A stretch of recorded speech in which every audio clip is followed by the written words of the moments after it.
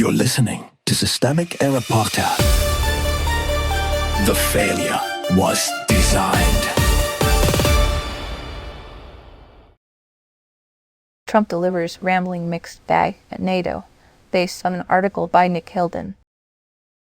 NATO ritual of deference, power, not personality. The point of this summit was never Trump's mood, it was institutional power. Trump and 31 other alliance leaders signed a declaration reaffirming ironclad commitment to Article 5, and that is the real story.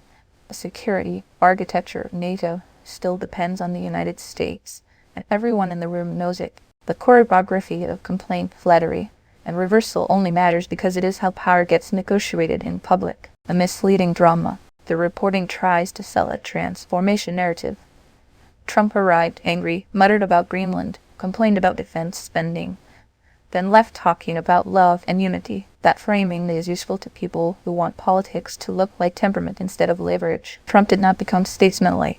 He performed unpredictability, then collected the usual reward for it: attention, deference, and a summit outcome that lets allies pretend the crisis was managed.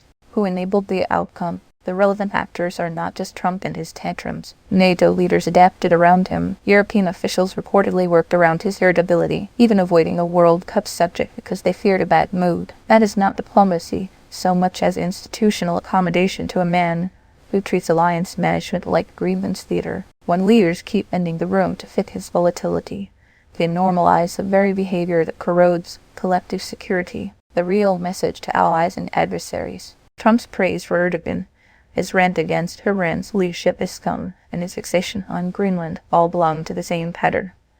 He uses foreign policy as a stage for status politics, not coherent strategy. The Guardian notes European concern that this grandstanding could hand Vladimir Putin hope and weaken deterrence. That concern is not abstract. A NATO summit where the American president oscillates between endorsement and disruption tells adversaries that alliance unity is negotiable and performative. What the coverage misses, the weak frame here is their obsession with whether Trump was rude, odd, or unexpectedly warm. That reduces a structural problem to personality gossip.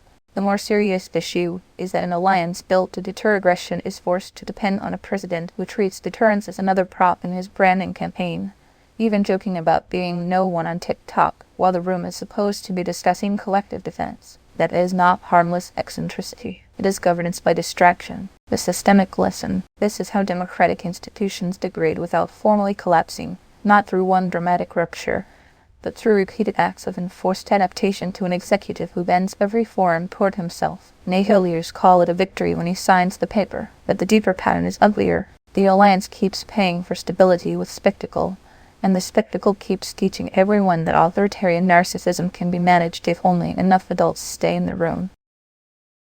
You've been listening to Systemic Error. Thanks to Alternet for today's article, with the automated voice of Libritz. Thanks for listening.